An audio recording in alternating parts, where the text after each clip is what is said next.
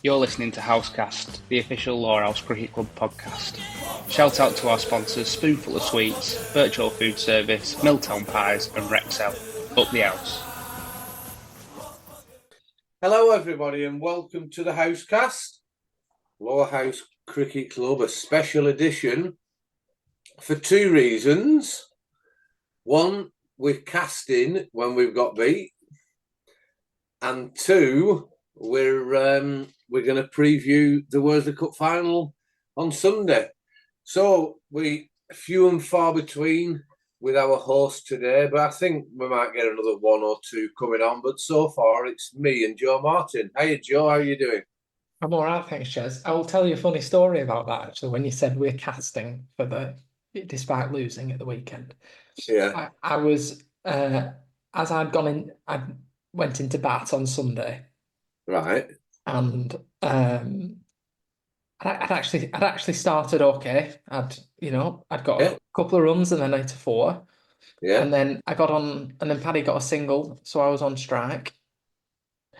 And just as I'd made my card, got into my setup. Baz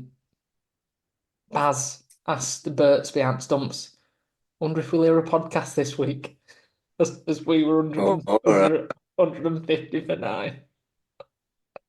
Well, I'm not sure who Berts is, but I know Barrett. Well, there you go, Barrett. We're casting, and we've only got 45 minutes tonight, but we will be talking about the Burnley win on Sunday, and obviously extremely well deserved win it was. So, Joe, let's crack on. I think we might get Dooch to come on. We've got someone who's listening to us who's on mute at the moment. Adam, do you want to say hello? No. Yeah, I will say hello. Right, yeah. Sorry about that. I do have a crying baby with me as well, so apologies if you hear that in the background. It's not child. Oh, bless. So you're out walking, little Felix, getting to sleep? Yeah, he's not the best at sleeping at the minute, so a nice little nightly walk sorts him out. Oh, that's good. That's good. So for the listeners' benefit, that's Adam Hope. He does a lot of the background, the analytical work, and the publishing of the podcast. Joe helps out Joe Martin a lot with the editing, etc. But between them both, they're the ones of the heartbeat of the podcast. So thanks, Adam. Without further ado, Joe, let's go into the weekend's game, the defeat at Burnley. I'll try and describe it in one paragraph for what I saw. They beat us in every discipline. We weren't really at our best, but I think that the way certainly the opening batter, Bedford, who got the ton, battered really well. You know, it was almost faultless. They then managed to sneak that score up, which were clearly not chaseable, as it turns out. And then I thought they bowled extremely well. Is that half decent summary? That's a pretty fair assessment, Jez. Yeah.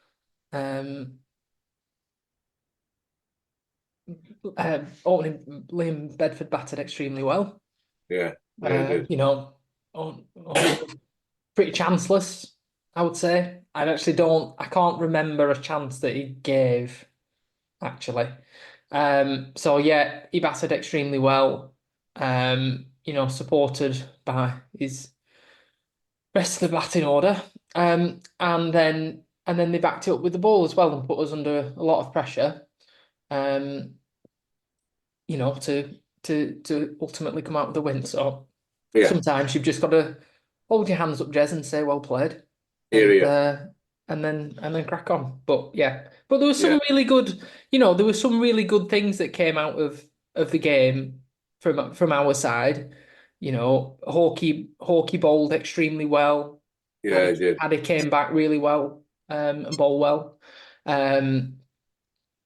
And on the batting side, Charlie Gansler batted well at the back end, and Paddy batted extremely well as well. And it wasn't through lack of effort. It was we when we went out, we thought we could chase it, and there were actually certain points in the game where I'm sure the spectators probably thought there's no chance, but we were still actually reasonably confident of getting somewhere close. Yeah. Probably until I went in, I reckon.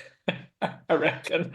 To pick up some points and whatever, and ultimately we didn't do that. But yeah, it was there were some good things that still came out of the game, which is always a positive. Yeah, I agree, and as you say, two quite evenly matched talents, I think, between the two sides.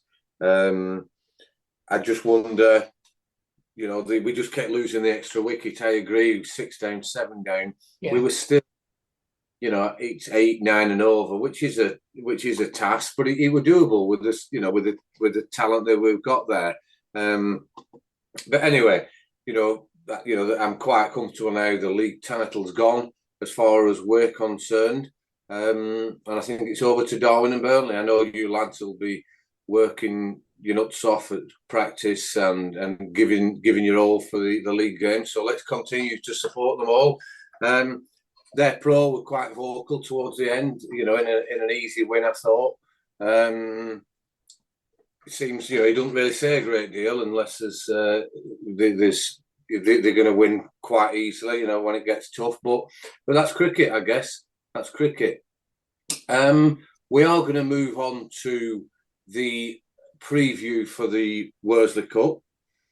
But before we do, we've just been joined by, he's a top lad. He's been there, seen it all, done it all, and probably ate it all. So we'll just welcome Joe Beneducci. Hiya, Joe, you okay?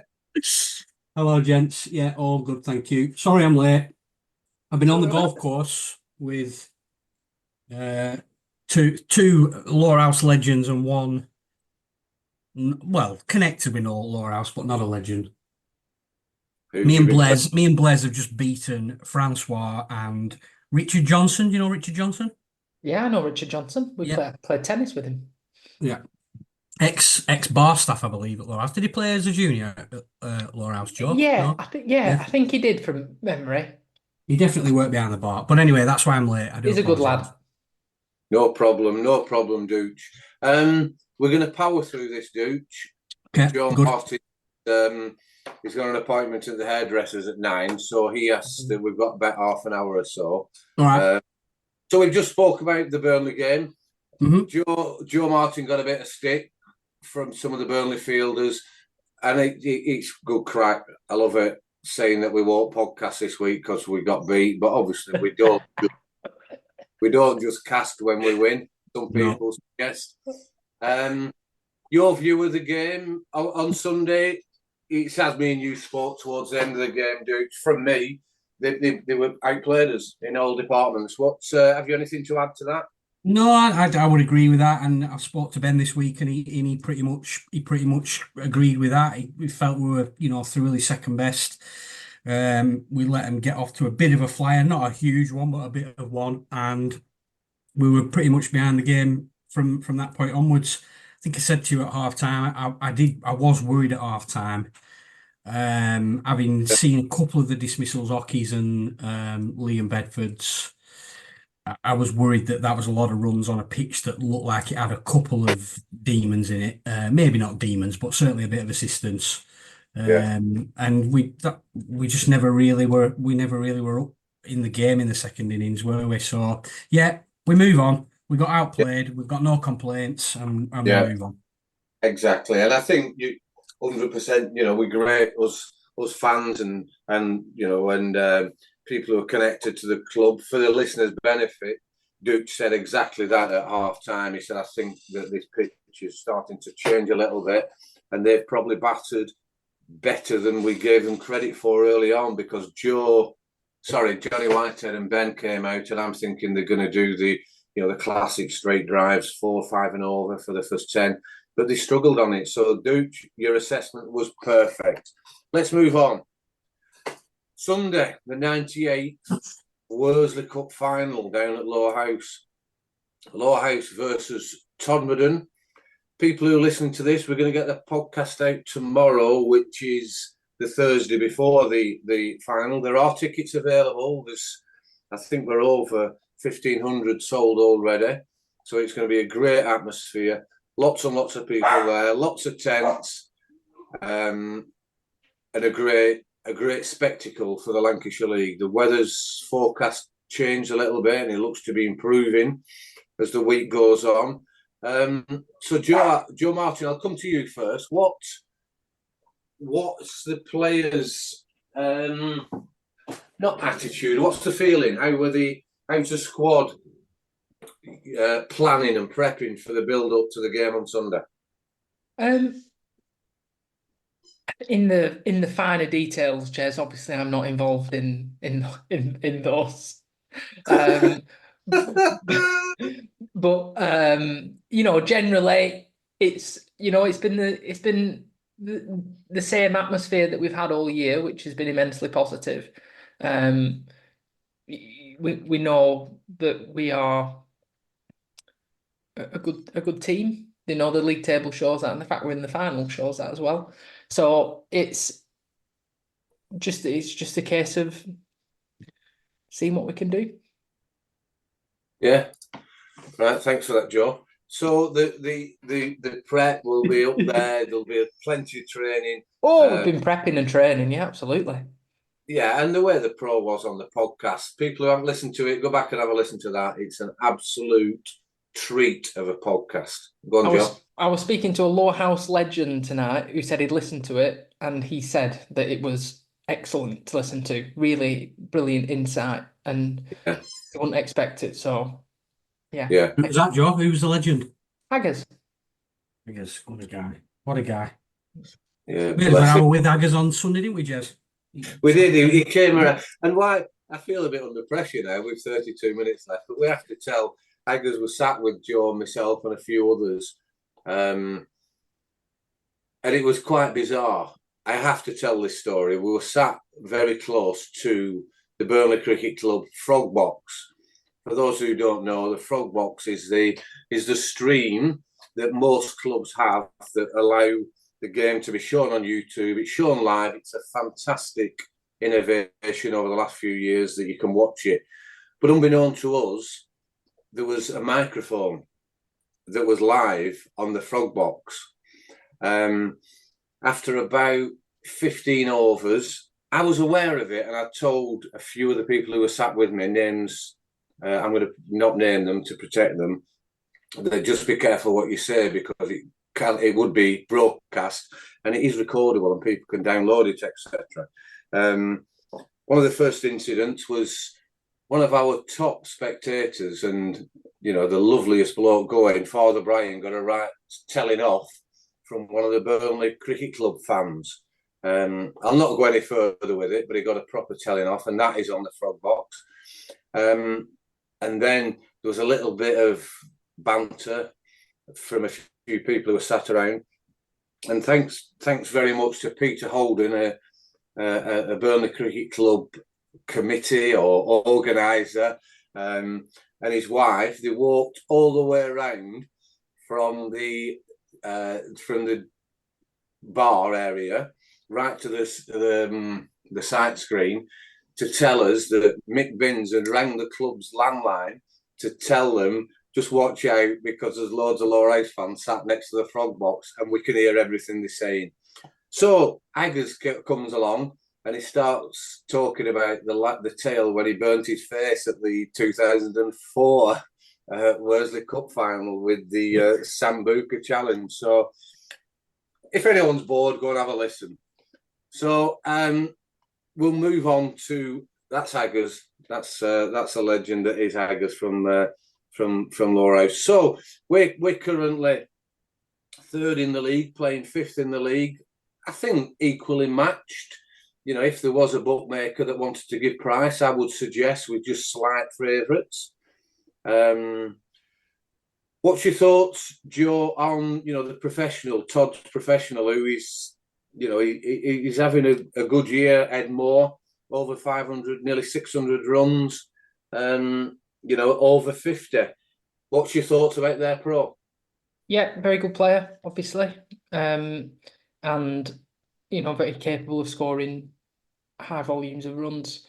And it's, up to us to put plans in place to mitigate that and restrict his play essentially. So let's see whether we can. But yeah, very good player. Yeah, good pro. Yeah, and he's, like I said, he's up, getting towards 52, averaging 52 almost within the league. Very similar run ratio to Dan, our pro. But then you look at our two leading amateurs, Johnny White at 659 at 50, and Ben at 524 at 32. So, two great players there that we do rely on. Do you think we're relying on them too much this year? And if we don't get that start, like for example on Sunday, that we feel then a little bit vulnerable? Possibly, but I think that's more of a product of how good them two are rather than weaknesses elsewhere.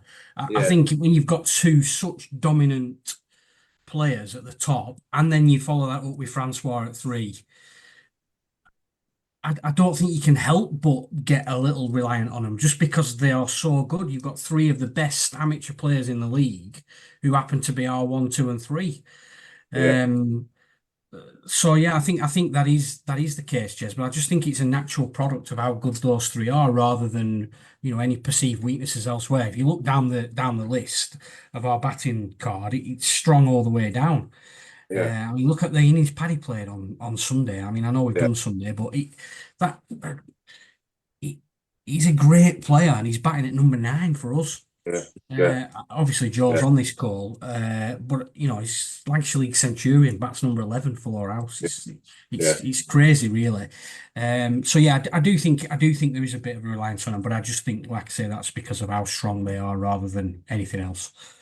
No, it's a good point, and I suppose that is where, and I hope some of our players are listening to this as well. It's just a thought that don't just rely on those 2. If one of them fails, then take the responsibility and take on the role of, right, well, I will do this and I will push it forward. But you're 100% right. Paddy's, the way he's batting, he's phenomenal to have him there. And it must be a real headache for Ben as to, whether he's going to move any order around. I mean, Charlie Gansler looks great when he came and he hits the ball so well. Tom Walker plays, and Henry's going through a bit of a lean time, but he's still a fantastic left-hander that comes out. He's 225 runs, at nearly 20. So, and as you said, Francois, what a player, what a great attribute he is to the club.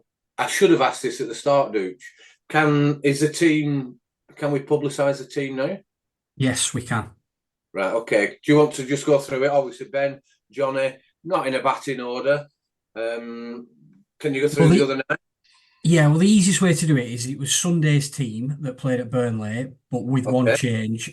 It will be Francois will be coming in place of Jackson. Okay.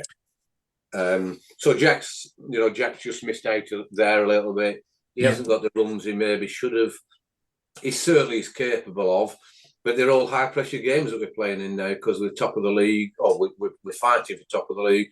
So that's it's a shame for Jack, but I don't think anyone could dispute that decision. So Francois was in, will no doubt be batting in the top 5, and then we've obviously got those 5 bowling spots that we will have to bowl the maximum 10 overs each, but we've probably got 7 bowlers when we look at it that can share that about.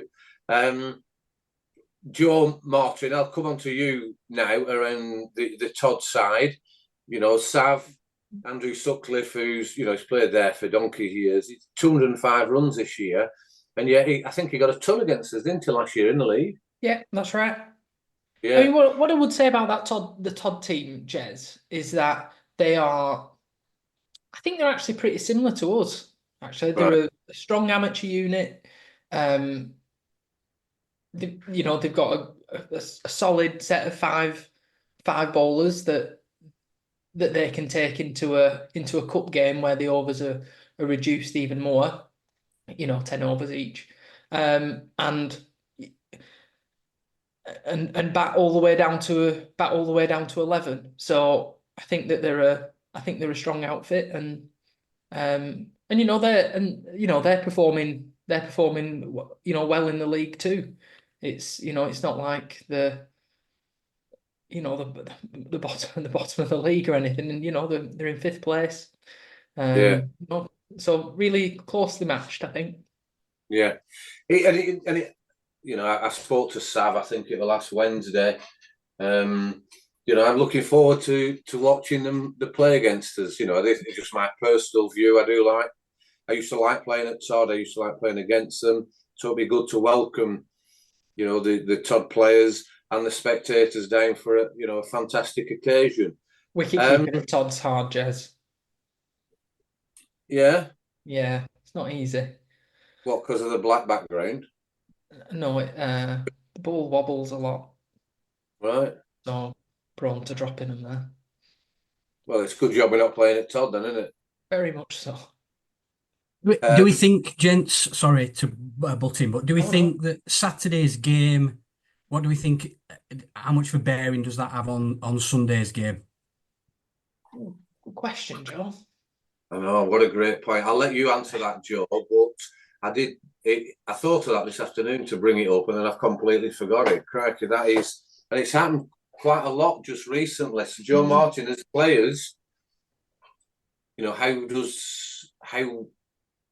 what happens Saturday happens. How do you all feel as players? Well, obviously we got to the final last year as well, and I think unfortunately last year I think it probably did play on our minds a little bit.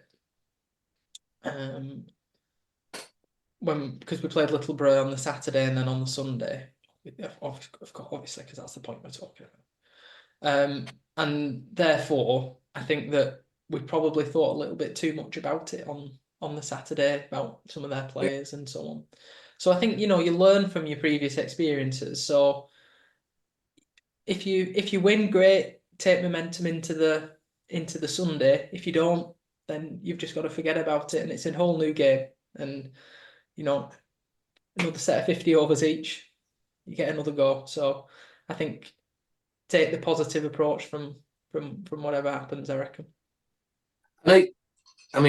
Crikey, it's what a really good subject is that, so if Todd play very well on Saturday and we don't perform and we get beat, I'd like to think we've learned from last year in that it doesn't really matter. You've got to move on and play the next game separately, because I do think it did affect you all last year.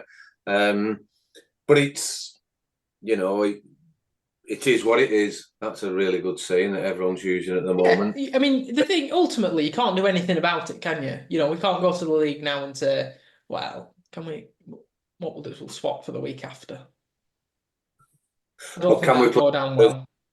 No, I don't think they'd have that. No. So yeah, you just take it as it comes, and yeah, that's a wonderful point to make. And yeah, so not a lot is the answer, basically. That what you're trying to tell me. There's not a huge bearing then. If we get stuffed, we're going to put it out of our mind and forget about it. If we win, we're going to take the positives and go and win again. Yeah. Wow. Okay. That sounds good. That sounds the way to look at it. It's interesting. Adam did some stat work for me today, and it worked out. We the first time we played Todd in the Cup was in 1922, and it finished in a tie. Oh, do you get any wickets, Jez?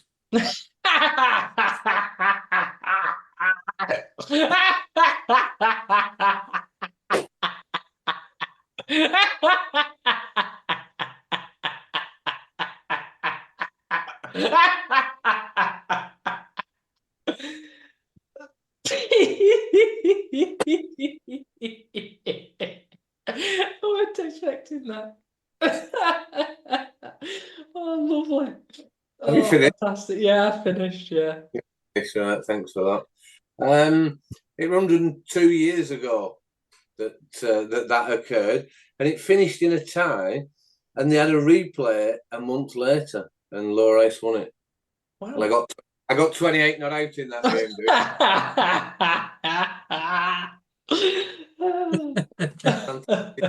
Another stat for you all, and I'm not sure who knows it, and I hope if I got this wrong, I hope Adam will chirp up. Tomorrow is 20 years to the day when we won our first Worsley Cup. Really? Correct. Yeah. Wow, amazing. Is that Adam? Yeah. Yeah, it is. Yeah. I've got a sliding doors moment for you about that game, Jez. Go on. Right. Well, obviously, we've had a bit of a return recently of a former Lowerhouse wicketkeeper, Andrew Chippendale, who's back in the fold watching us, and he's obviously been on the podcast. He played his last game for the cricket club in 2003. Yeah. What would have happened if he'd have stuck around the following year and played? Because obviously that year we kind of bodged it with wicket keepers, and Charlie kept wicket in well, pretty much most of the year. Certainly did all the Worsley Cup games. But if Chippy would have been around, we would have definitely played Chippy as wicket keeper. Charlie would still have been in the side. So that means somebody would have had to miss out of the 11 that played in the final in 2004. Now, I've been back and had a look at some of the cards. Obviously, our current captain was a baby at the time, a wee slip of a lad, but he turned the final on its head when he ran out Barry Knowles, who was flying. I don't think he would have played. Butterfly I don't think he would have been in the that, side. If Chippy had stuck around for 2004, I don't think Ben would have played in the final. But also, would Chippy have caught out their pro with his knees? If Chippy had probably caught it in the middle of his gloves like he did most other things. But I looked at the side. There's only probably me and Ben who could probably have missed out from that game. But I was vice captain. I played every single game that year. I don't think I'd have missed out. I think it would have been Ben. Yeah, I do. Who knows what would have happened? Who knows? When you look back on it and you think of it, in that vein, then who knows what would have happened? But then I suppose, would he have brought Ben on that early? Could he have left, us bowlers to carry on bowling? We don't know, but it's a good conversation starter for some of the spectators. Maybe they could put it on X and give their views around how that would have gone. But yeah, Chippy would definitely have played. You're right. But 20 years, crikey. How old would you have been then, Dooch? 25. 25. I was 15. And Joe Martin were walking around selling CDs at about age of 7. I was 10. 10. There's a photo of you, Johnny Whitehead, and Mark, isn't there? I'll use that as the cover artwork for this episode. One of my favourite photos. Jez, what's your memories like of the day? I know we've done it to death, but just briefly, how vivid are they, and what's your like? I remember it really quite well. I remember. Yeah. I mean, I know we've got video footage, so that does jog the memory. We've had these conversations previously. I was knackered. I was struggling bowling, with properly running in and things like that. And Matt did a great job in bowling me from, in short bursts. Obviously, I remember getting their pro out, and it was a real shock because he was a really top batter, Mustabar, and it was a crap ball, and he should have hit it for 4 through point, nipped it, like Adam says, right into Charlie's gut. But I can still remember, I can't remember what I was doing last week, but I remember thinking that when Charlie and Blezo, the way that the game was going, that we were going to win it. I didn't feel that we were ever going to lose it because of what happened in the semis. Yeah. I thought it was a fate thing that was going to happen at that time, and and then the club moves on, and hopefully they go upward, and they clearly have gone upwards for the way that the team have gone in the last 20 years. Because that's interesting, really. Adam sent out some stats today about some of our players on Sunday will have played in 5 Worsley Cup finals. In 20 years. So I think it might be 6 actually, Jez. All right. 2004, 2012, 2018, 2021, 2023. Next year. This year. What? This weekend. Yeah, you're right. So they played in 6, which is a lot. It's a lot, isn't it, really? Over quite a relatively short period of time. Is that just Charlie and Paddy? No, Charlie and Ben. I mean, Charlie and Ben. Charlie and Ben. Yeah. Charlie, Ben, and Blaise have played in 5. Yeah. Yeah. Obviously, Paddy didn't play at church, did he? No. Well, let's not discuss. Or in 2004 because it were only a baby. Yeah. But yeah, so that's 6. 6 finals. God willing that those 2 lads will be playing on Sunday and in the last 20 years. So it is a fantastic achievement from all, as we've said so many times, all the juniors that have come through and the spectators are there. What we're thinking between us, I'm not sure who I'm asking this question to, so any of you just chip in. The crowd, it's obviously going to be busy. I think the weather's looking quite a bit better. Last year against Littleborough were a bit of a nuisance because we were on and off. I'm expecting a great atmosphere. Are the tents up yet? Do we know? Has anyone seen? Yeah, I'm here, Jez, reporting live from Lowerhouse Cricket Club West End room, where I can see the tents in all their glory. And I mean, the other thing, Jez, it's really nice to have 2 Lancashire League founder members, right? In the final. That's a really nice thing. I think. Yeah, good. So and Todd hasn't won it since 2000, so it's a good few years for them as well, isn't it? Yeah. So it'll be a good show, I hope. So yeah, let's see what we get.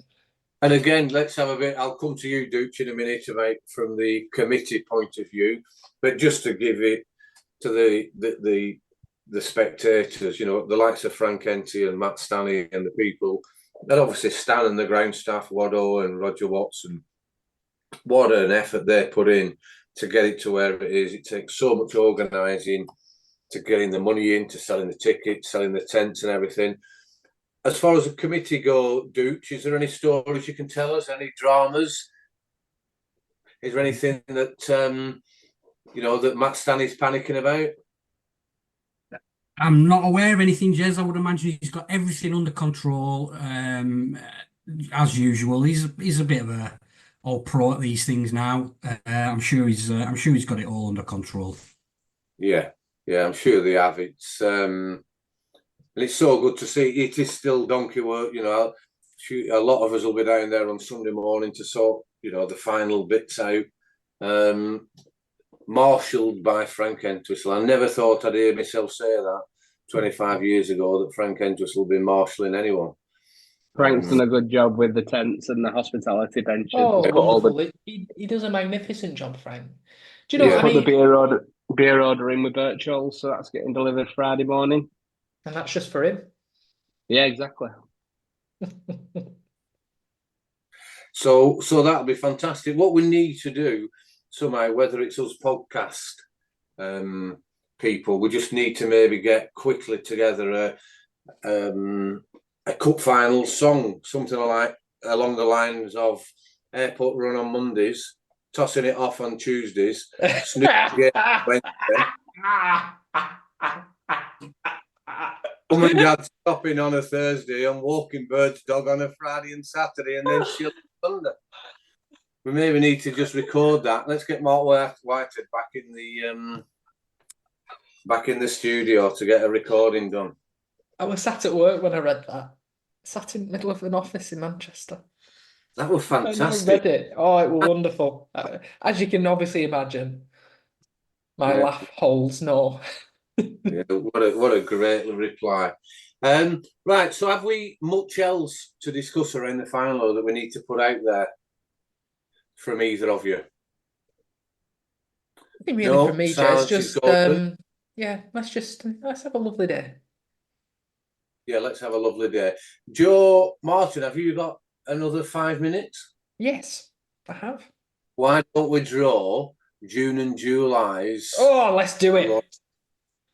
Tenaduccio can stay on as well. I'm sticking around. Yeah, I of like course, to hear what Jez has got to say about the winners. Yeah, Dukes. We need Dukes to be on. So we have got, if you don't mind getting your balls ready, please, Joe, 1 to 177. We've got about. Jez, before we start, me. sorry, have we sorted Chippy's numbers out? Yeah, I'm just going to go through that. We have got 2 new members that will be included in the June and July draw, with 2 draws to do. The first lady who has joined the Lowerhouse Draw is Trina Hardacre. Thanks very much, Trina, for joining. Her son plays in the junior teams, and she's taken up number 9. And then we've got Chippy, who's like he disappeared for however 20 years, and then he's non-stop. He's all over everything. He's loving it. And Chippy's number is number 22. Jez, so the other thing is, sorry, I keep interrupting you. I'm terribly sorry. It's all right.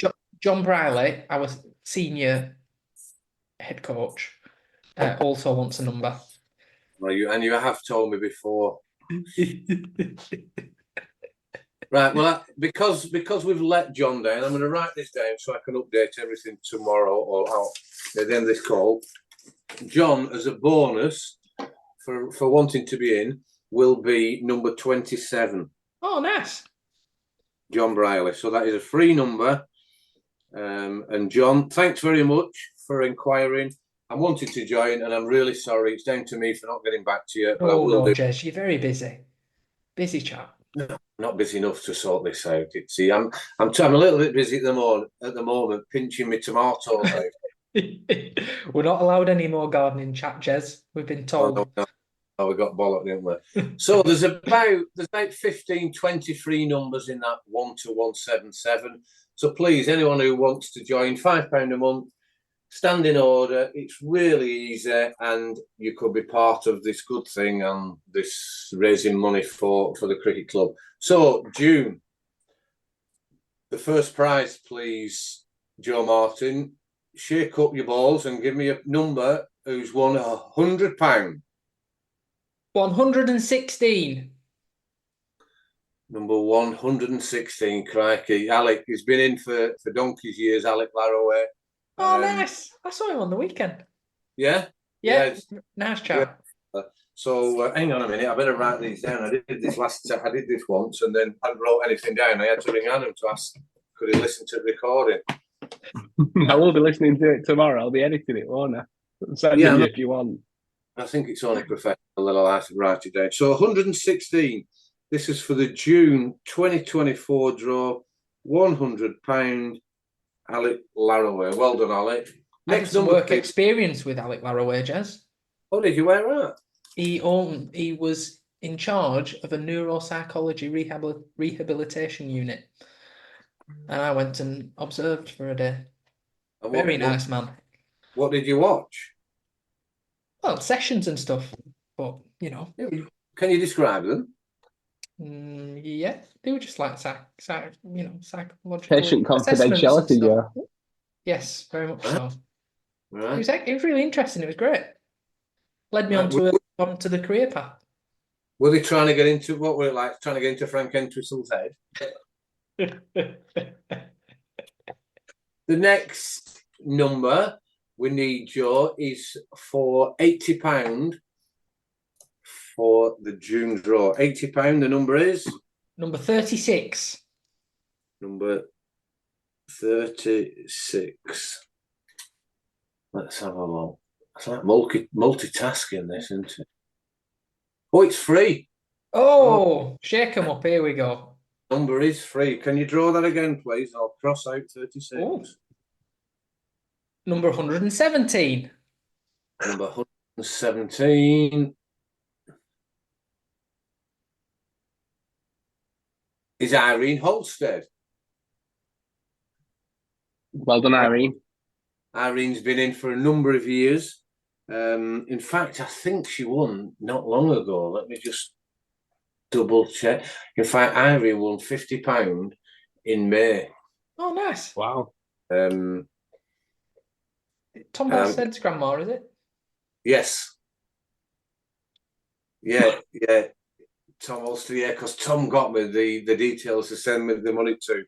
So fantastic. Well done, Irene. Another £80 coming your way. Thanks very much for continuing to contribute to the cricket club. Next number, please, Joe. 158. They're all big numbers, these, Joe. I know Can you they not are. draw They're any small numbers random. out? They're random. Joe, you look like a witness of crime watch at the minute. 158. Dave Atkinson. Dave joined.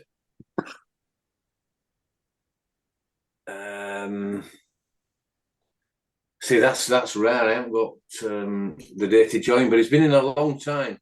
He has, Dave.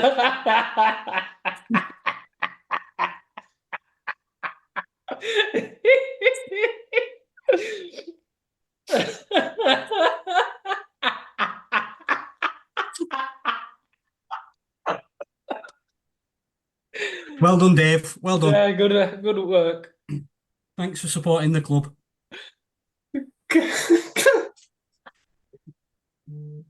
The next number for £50, please, Joe. The last one in June.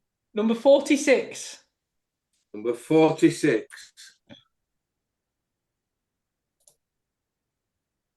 Let's scroll up. Use my mouse to scroll up. Oh, you're joking me head off.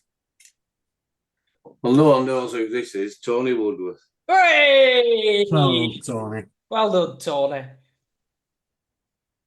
Tony Woodworth, the chair of the Lancashire League. I need to say no more. He's done so much in his life. Played for Burnley Football Club as a professional footballer. Played for Lowerhouse Cricket Club first team for half a dozen games, and once ate the entire contents of Todd Road Chippy. Him and Matt sat at the counter after a night out and continually kept ordering pies and fishes and chips and all sorts of different things. So thanks very much, Joe. We will move now to July, which is the first prize is £100, please. If you can draw a number, put those 4 numbers back in though. Yeah, the back in. Okay. Number 49. Number 49. Jack Sim. Oh, Simmy, they win all the time, the Sims, don't they? Yeah, they have done it. It's great. They've been in for 2 or 3 years of the 2 Simmies, and it's an interesting story. I don't know if I've told you before, but we're always mithering people to join and certainly getting the players in. And Jack and Danny Sim.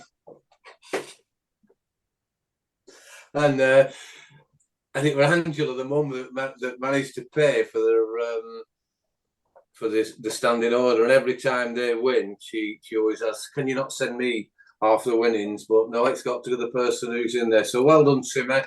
£100. It's great to have Jack and Danny in, isn't it, Jez?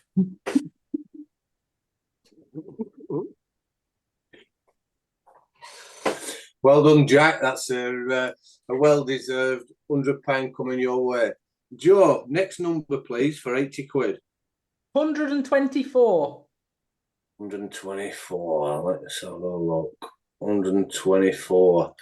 Well, this is a popular winner. She's been in for a long, long time. Wife of a very, very popular ex-player. It's Leanne Finch. Well done. Oh, brilliant stuff.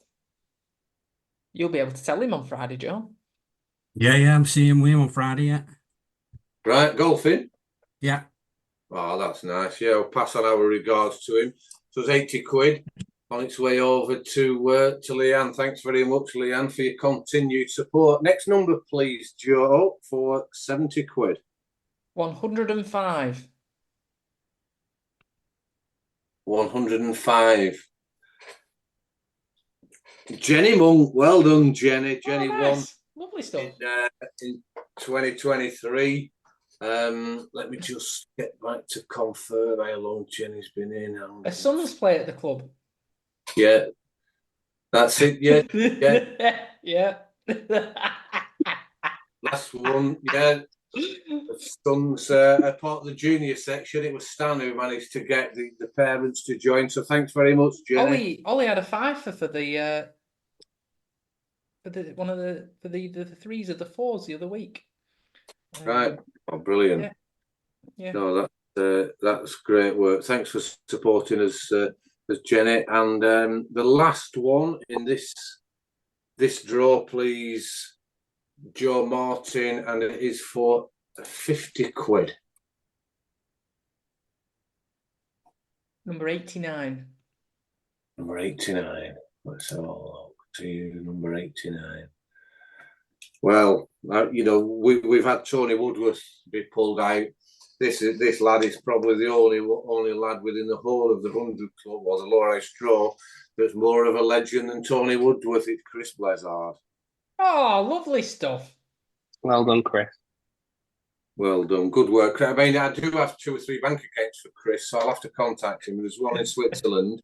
There's one in the Isle of Wight and one in the Isle of Man. So I'll just have to have a think of where he wants me to send it to. So thanks very much, Joe, for sorting the numbers out for us. If anyone wants to join, it's really popular, as you can see. It's a really good laugh, and it does raise valuable funds. 60% back in prize money, 40% back to the club, some to the juniors, some to the coaches, and all sorts of work that goes on around the club. So please, if you can, support it. Get in touch with me or anyone else, any other committee members, or anyone from Housecast. So before we, Joe Martin's got to get off to get his hair done at Trudy's Hairdressers on Courclough Lane. So whilst we wrap it all up, Joe Martin, anything else you want to say before the final? No. Thank you. Duke, anything you want to say? Looking forward to Sunday. See you all there. Are we still planning on doing some on-the-spot recordings, Jez, do you think, or will that just depend on how it goes? Yeah, I mean, let's have 2 minutes with regard to that. If people remember last year, we had a full organised recording throughout the whole game.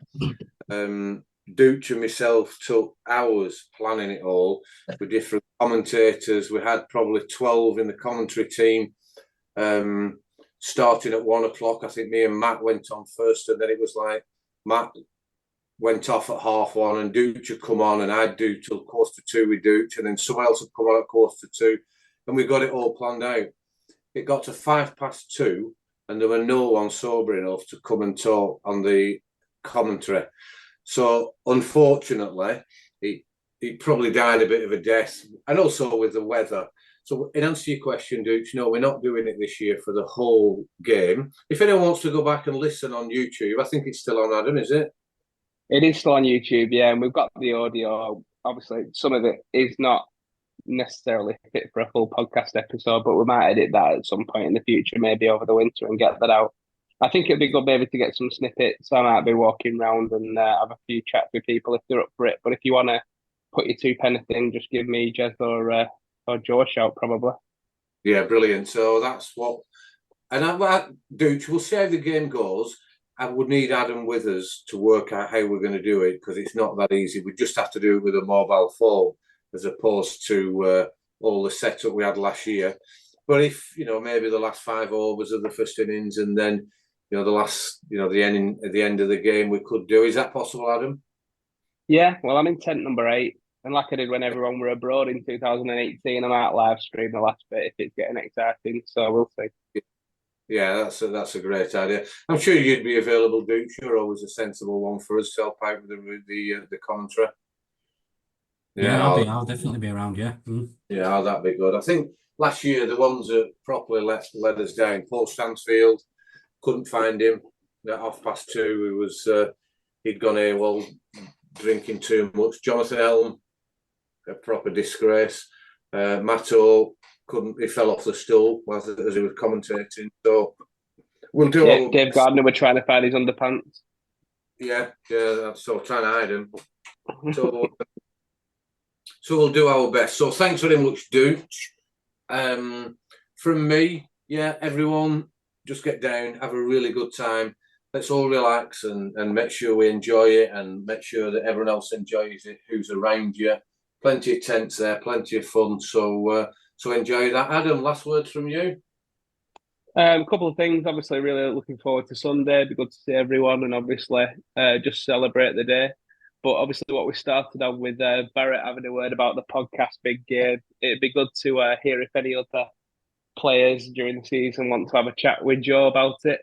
I know we've got a couple of closet houses looking at our SoundCloud stats. Peter Didge listened to us 40 times. So there's obviously some people out there that like to listen to what we put out there. So feel free to give Joe a shout mid-game if you want to comment anything. Yeah, here. Thanks very much for that. Right, we'll close this episode. Nice and sharp, that, and all to the point. So thanks everyone for listening. Don't forget, subscribe to get the early episodes before everyone else does. And thanks to the sponsors for helping us make this happen. They've been with us for 2 or 3 years now. The sponsors will be on at the start of this. And I'm sure Adam can put them on at the end if you can support them. So thanks everyone for listening and catch up with you soon. Goodbye.